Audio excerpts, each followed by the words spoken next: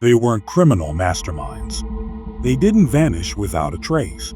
In fact, several of these killers were questioned by police, reported by witnesses, and in some cases, nearly caught red-handed. But because of missed clues, bad assumptions, and devastating mistakes, they were allowed to kill again. Tonight, we're looking at 6 killers who should have been stopped much sooner, and the moments that changed everything. Stay tuned, because number 4's reason will shock you. Number 1.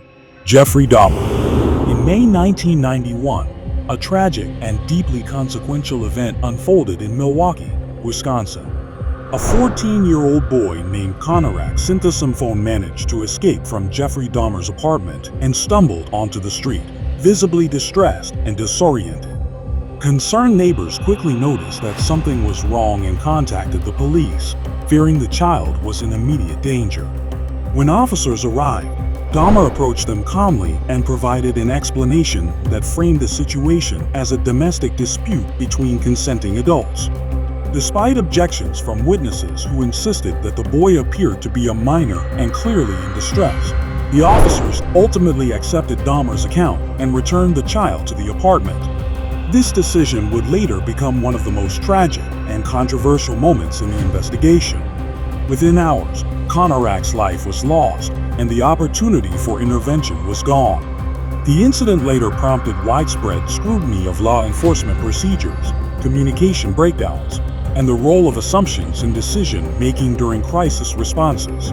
When Dahmer was arrested in July 1991 after another victim escaped and alerted police, investigators uncovered evidence revealing the full scale of his crimes. The earlier incident involving Konorak became a focal point for internal reviews and public criticism. It ultimately led to reforms in police training, especially regarding how officers respond to vulnerable individuals and how seriously witness concerns should be evaluated. The tragedy remains a lasting reminder that careful verification and attentive listening are essential in situations where someone's safety may be at risk. Number 2. Gary Ridgway, the Green River Killer. In the early 1980s, authorities in Washington state began discovering victims near the Green River, sparking what would become one of the largest serial murder investigations in U.S. history. Investigators soon recognized that a serial offender was targeting vulnerable women, many of whom lived transient or marginalized lives. The investigation demanded enormous resources and coordination among multiple law enforcement agencies. Gary Ridgway, the eventual suspect, lived an outwardly ordinary life. He worked steadily as a truck painter, attended church, and appeared quiet and unremarkable to coworkers and neighbors. For years, he evaded detection, even passing a polygraph examination in 1984, which temporarily reduced suspicion against him. The case remained unresolved for nearly 2 decades until advances in DNA technology allowed investigators to re-examine preserved evidence. In 2001, forensic analysis conclusively linked Ridgway to multiple crime scenes, leading to his arrest.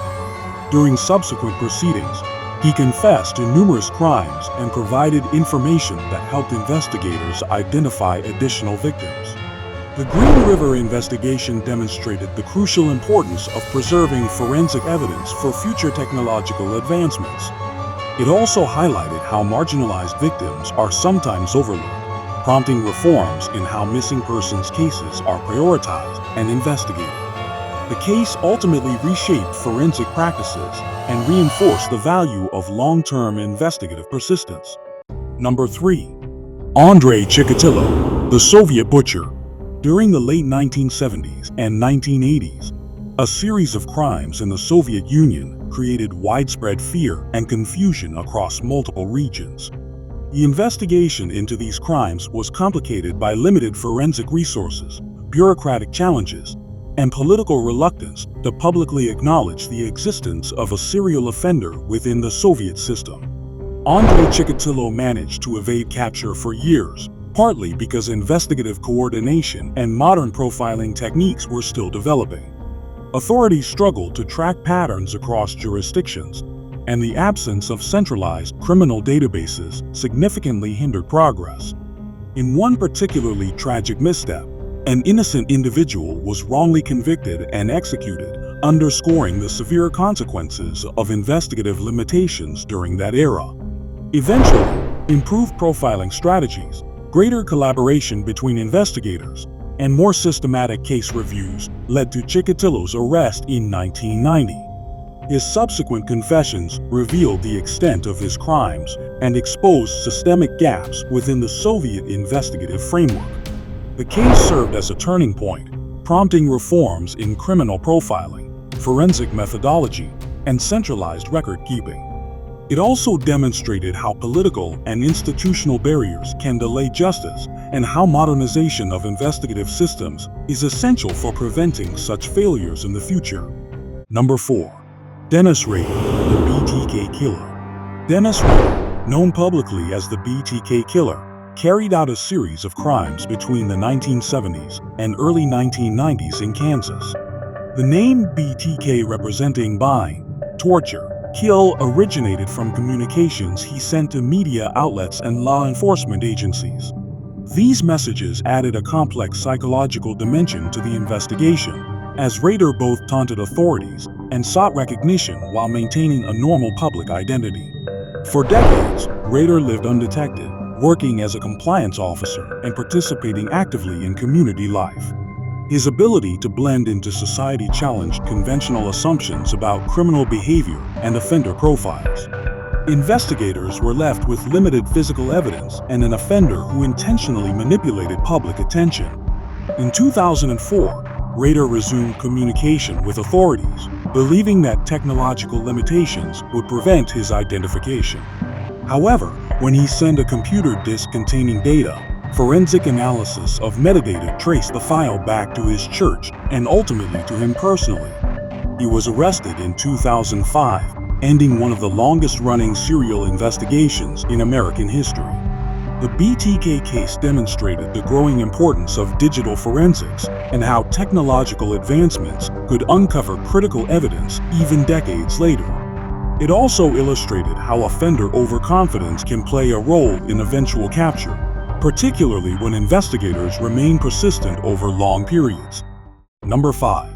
Pedro Lopez, the Monster of Andes. Pedro Lopez operated across several South American countries during the 1970s and early 1980s, making his investigation particularly complex due to cross-border jurisdictional challenges. His crimes spanned Colombia, Ecuador, and Peru, requiring law enforcement agencies from multiple nations to coordinate despite differing legal systems and limited communication infrastructure at the time. He was eventually apprehended in Ecuador after local authorities gathered testimony and evidence linking him to multiple offenses. However, the legal proceedings that followed generated significant controversy, particularly regarding sentencing policies and the challenges of monitoring offenders after release. The Lopez case underscored the difficulties involved in tracking offenders who operate across international borders. It emphasized the necessity of improved cooperation between countries, standardized investigative procedures, and consistent monitoring of offenders following incarceration. Number 6. Robert Pickton, the Pig Farm Killer. In Canada during the late 1990s and early 2000s, numerous women disappeared from Vancouver's downtown east side, a community already facing severe social and economic challenges. For years, families, advocacy groups, and community members voiced concerns that these disappearances were not receiving sufficient investigative attention. Eventually, law enforcement began focusing on a rural property owned by Robert Pickton.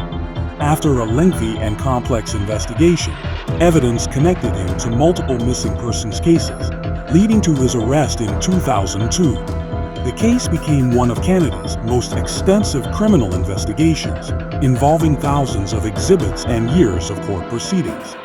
The Pickton investigation revealed serious shortcomings in how missing persons cases were handled, especially when victims came from marginalized backgrounds. Public inquiries later examined communication gaps between agencies, resource allocation issues, and systemic biases that may have delayed the investigation. The case ultimately prompted major reforms in police coordination, investigative procedures, and community engagement strategies designed to better protect vulnerable populations. Although these 6 cases occurred in different countries, political systems, and time periods, they share several common themes that profoundly influence modern criminal investigations. Each revealed systemic weaknesses, whether in forensic science, communication between agencies, cross-border coordination, or societal assumptions about victims. One recurring lesson is the critical importance of listening to witnesses and community concerns. In multiple cases, early warnings were either misunderstood, dismissed, or not taken seriously enough. Strengthening trust between law enforcement and the public became a key outcome, emphasizing that community observations can play a vital role in preventing further harm. Another major lesson involves the evolution of forensic technology. DNA analysis, digital forensics, and centralized criminal databases proved instrumental in solving cases that once seemed impossible. These advancements continue to shape modern investigative strategies and highlight the need for preserving evidence even when immediate solutions are not available. Finally, these investigations underscore the necessity of equal attention for all victims, regardless of social or economic background. Many victims in these cases came from vulnerable communities whose disappearances were initially overlooked or deprioritized. The resulting reforms reinforce the principle that every missing person deserves the same urgency and dedication from investigative authorities. The cases of Jeffrey Dahmer, Gary Ridgway, Andre Chikatilo, Dennis Rader, Pedro Lopez, and Robert Pickton are often remembered as defining moments in criminal history. Yet beyond the arrests and convictions lies a deeper legacy centered on institutional reform, forensic advancement, and the enduring commitment to justice. These investigations reshaped policing methods, improved forensic science, and strengthened cooperation between investigative agencies worldwide. They serve as powerful reminders of the dangers of overlooked warning signs and the importance of persistence in solving complex cases. While the perpetrators' names are widely recognized, the lasting significance of these cases lies in the lessons learned and the ongoing effort to prevent similar tragedies in the future. Each investigation contributed to stronger policing frameworks, better technological tools, and greater awareness of how serial crimes develop and can ultimately be stopped. What did you think of this video? Let us know in the comments section. Don't forget to like, share, and subscribe to get more of such content. Thanks for watching. Until next time.